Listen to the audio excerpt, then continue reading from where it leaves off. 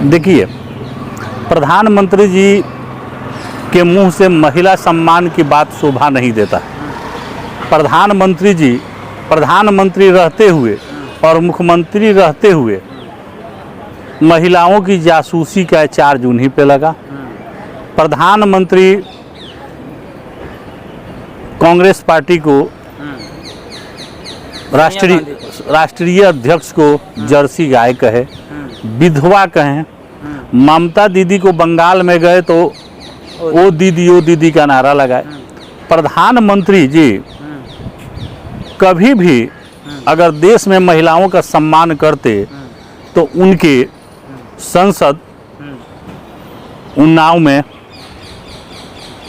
बलात्कारी संसद के साथ खड़ा नहीं हो जाते, विधायक के साथ। अगर कठुआ बलात्कार जो हुआ, रातों रात उत्तर प्रदेश सरकार लाश को जला नहीं देती और वहाँ जो ड्रामा हुआ उसके साथ जो नाइंसाफ़ी हुई, यह महिला सम्मान बीजेपी के साथ दिखाई देता है। प्रधानमंत्री जी कितने गंभीर है महिला सम्मान के प्रति, उस बात से अंदाज़ा लगाइए कि जिस दिन 15 अगस्त के दिन प्रधानमंत्री मंच से महिला सम्मान की बात करते हैं और एक दिन बाद 16 अगस्त को गुजरात की मुख्यमंत्री, गुजरात सरकार बिस्मिल्ला खां के साथ सामूहिक बलात्कार और उनके बच्चे का हत्यारे 11 लोगों को सरकार रिहा कर देती है, बिल्किस बानो का। ये बताइए, यह लोकतंत्र, किस लोकतंत्र और किस संविधान को प्रधानमंत्री मानते हैं? किस संविधान के तहत उस हत्यारे को छोड़ा गया? आप महिला सम्मान की बात करते हैं, मिठाइयाँ खिलाई जा रही है सर, मिठाइयाँ खिलाई जा रही हैं। यही तो बात हम पूछ रहे हैं।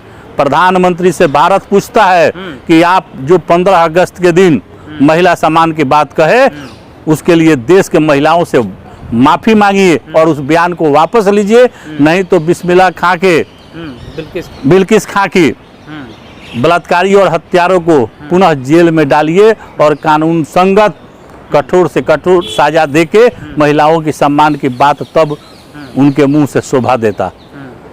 मुंह में राम बगल में छुरी, ये देश में नहीं चलने वाला है कि कहिएगा कुछ और करिएगा कुछ। लोकसभा में इन्होंने एक महिला सांसद को सुपनेखा कहा था। आन मंत्री जब कोरोना में लाशें तैर रही थी तो मोर को दाना खिला रहे थे। ताली थाली बजवा दिए। 15 अगस्त घर घर तिरंगा, देश के आम आदमी युवाओं का। इन्होंने कहा कि घर घर ताली बजाओ, थाली बजाओ, घर घर थाली बजाया। प्रधानमंत्री के कहने के बावजूद प्रधानमंत्री ने कहा कि हम 2 करोड़ रोजगार देंगे प्रत्येक साल। किसी को रोजगार दिए? प्रधानमंत्री कभी भी इस देश के हित में कार्य नहीं करते हैं। न युवा को धोखा दिए, इस देश के किसान को धोखा दिए। ये देश के किसी भी वर्ग के हितैषी में काम करने वाली सरकार नहीं है। यह देश में एक बहुत बड़ा शोध का विषय है और कोई भी सरकारें आई जाए, हमारे समाज में दलित समाज या सभ्य समाज को इस पर विचार और चिंतन करना चाहिए कि क्या हिंदुस्तान में वाकई जातिवाद रह गया है। अगर जातिवाद है तो इसका मूल कारण क्या है? हमें नहीं लगता है जिस विचारधारा की वो स्कूल है, सरस्वती विद्या मंदिर, ये सरस्वती विद्या मंदिर का जो मानसिकता है वह पूरे देश में झलकता है कि उनका विचारधारा क्या है। ये विचारधारा की वजह से, ये विचारधारा के हिंदुस्तान में धर्म कोई मुद्दा नहीं है, जाति कोई मुद्दा नहीं है, सिर्फ मुद्दा है विचारधारा। आरएसएस की विचारधारा, आरएसएस की विचारधारा। वह आरएसएस की विचारधारा के कारण उस बच्चे की हत्या हुई, दूसरा कोई कारण नहीं है। उसको पानी पीने के लिए मारना, रोकना, टोकना, यह एक विचारधारा की बात है। अगर प्रधानमंत्री वाकई गंभीर होते तो सबसे पहले आरएसएस पर प्रतिबंध लगा देते। जो लोग धर्म की खेती कर रहे हैं, जो उनके संसद धर्म के आधार पर, जाति के आधार पर बयान देते हैं, मुख्यमंत्री बयान देते हैं, तो सबसे पहले तो उनको पद मुक्त कीजिए। तब तो इस पे मैसेज जाएगा कि हाँ वाकई दलित के वफादार और हर धर्म के मानने वाले प्रधानमंत्री हैं। तो जो देश का प्रधानमंत्री किसी धर्म के विशेष पर टिप्पणी कर दे, जाति के नाम पे टिप्पणी, जाति के नाम पर तो आपने जब आपके कांग्रेस के संसद नेता ने इनको नीच कहा, तो इन्होंने कहा कि देश कांग्रेस पार्टी एक हमको नीच कर रही है, गाली दे रही है।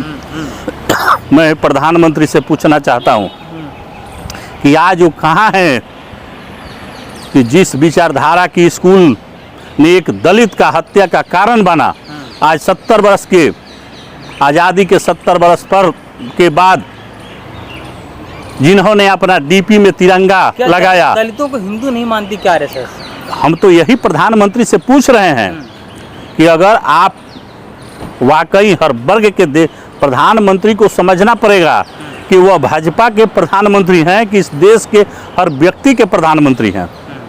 अगर इस देश के हर व्यक्ति के प्रधानमंत्री हैं तो इस तरह की घटनाएं पर उनका मुंह क्यों बंद है, क्यों नहीं खुल के बोलते हैं?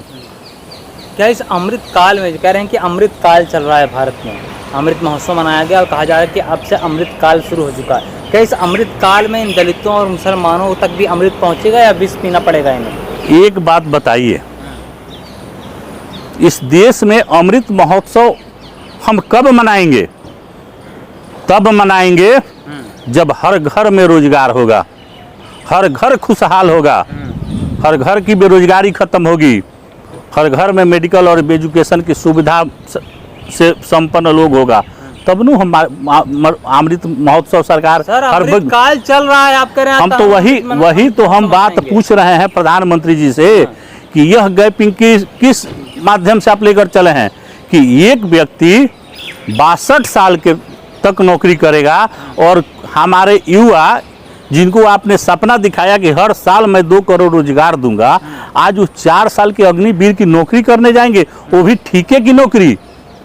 प्रधानमंत्री ने 8 साल के कार्यकाल में दे रहे हैं, किस रोजगार को दे रहे हैं? उनको तो 16 करोड़ रोजगार देना था ना 8 साल के कार्यकाल में, तो वो 10 लाख नौकरी लेकर आए, वो भी अभी तक किसी को मिला नहीं है, एक घोषणा में है सिर्फ, और प्रक्रिया में है। उनके कार्यकाल समाप्त होते होते 10 साल पूरा होते होते वो 10 लाख को रोजगार मिलेगा कि नहीं मिलेगा इसकी भी कोई गारंटी नहीं है।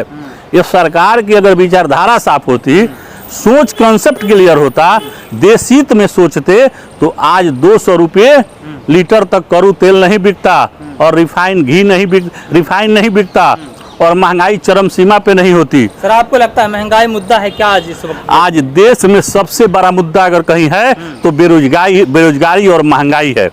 सरकार देश को गुमराह कर रही है, महंगाई पे चर्चा करने को तैयार नहीं है।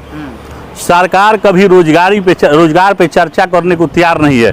जितने नेशनल चैनल हैं आज बंद, उनको हिम्मत नहीं है कि जो सरकार एजेंडा देती है वही चलाएंगे, क्योंकि वो सारे चैनल हर जगह है, हिंदू मुसलमान मंदिर मस्जिद, वो सरकार का एजेंडा फिक्स किया हुआ है, क्योंकि ये धर्म के आधार पर आदमी को दिग्भ्रमित किया जा सकता है।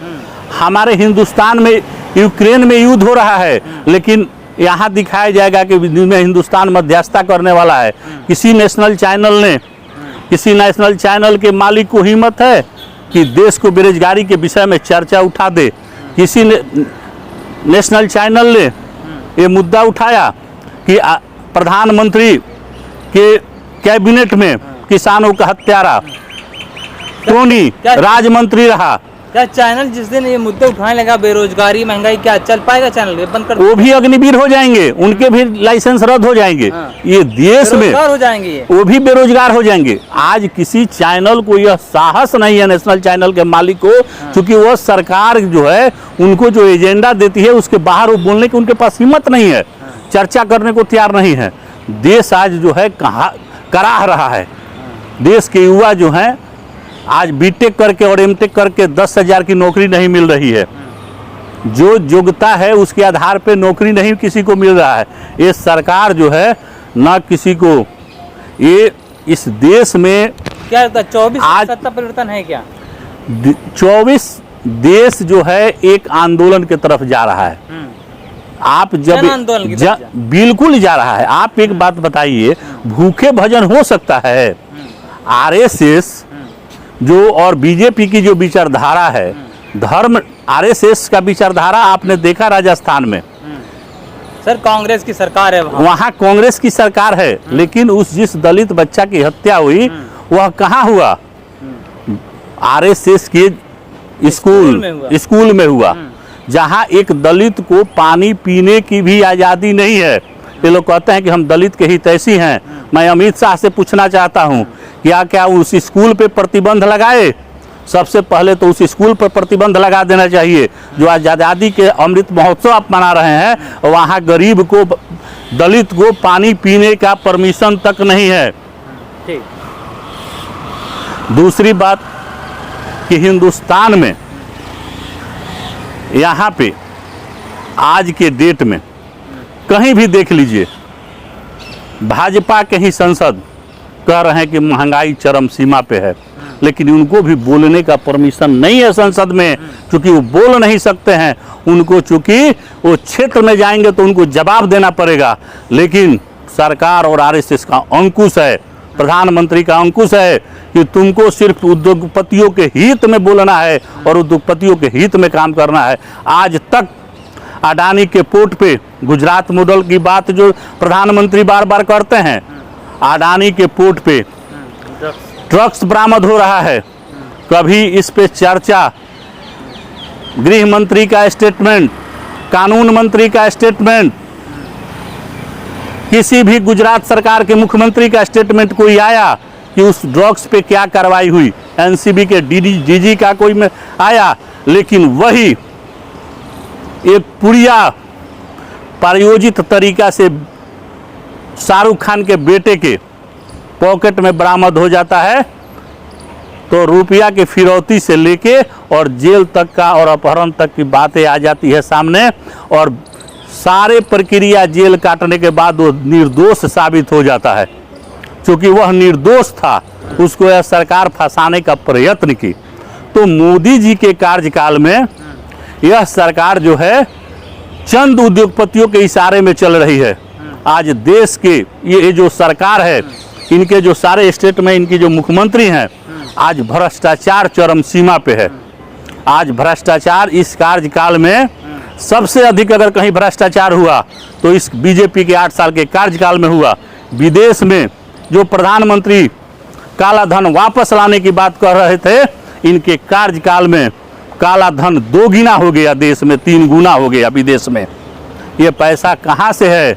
आज किसी बैंक में चले जाइए, इन्होंने जाली नोट पर प्रतिबंध लगाने के लिए और नोट पे ब्लैक मनी जमा करने के उद्देश्य से इन्होंने 1000 और 5,000 का नोट बंद करके और 2000 का नोट प्रचलन में ला दिया।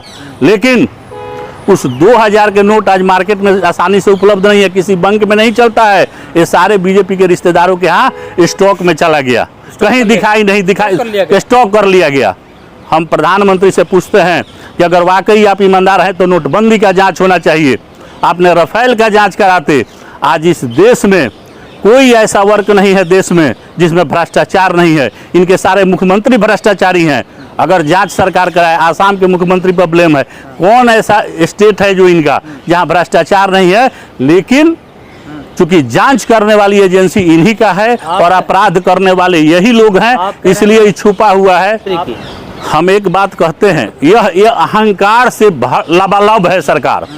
यह देश के लूटने वाले लोग गद्दी पर बैठे हुए हैं, जिनके पास न इंसानियत है और न इनके पास गरीब के लिए, बेरोजगार के लिए, दलित के लिए या आप यहाँ देश के किसी भी तबके के लिए इनके पास ईमान है, इंसानियत है। अगर इंसानियत होता तो ये बात नहीं कहते। यह तो अहंकार कह रहा है कि 2024 तक वैकेंसी नहीं है, और हम कह रहे हैं कि 2024 आते आते इनका कहीं झंडा और डंडा हिंदुस्तान में नहीं दिखाई देगा। ये लोग अपना पहचान छुपा के घूमेंगे कि हम बीजेपी के नेता हैं और वर्कर हैं। जिस हालत में इस देश को इन्होंने ला दिया, आज देश में भूखमरी। यह कांग्रेस की सरकार 28 लाख गरीबों को आय से ऊपर लाया था, 28 करोड़, और इन्होंने 40 करोड़ को पूरा गरीबी में ढकेल दिए इस सरकार बीजेपी की ये सरकार है।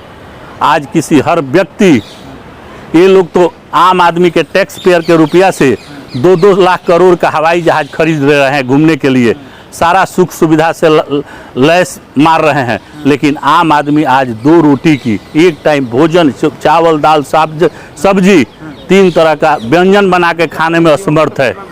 आज देश इस दुर्दशा में जा रहा है। ये लोग जो हैं देश को बर्बाद कर रहे हैं। ये सरकार जो है लोकतंत्र की हत्यारा है और आम आदमी की हत्यारी सरकार है, जिसके पास न कोई विजन है और न इनके पास कोई सोच है।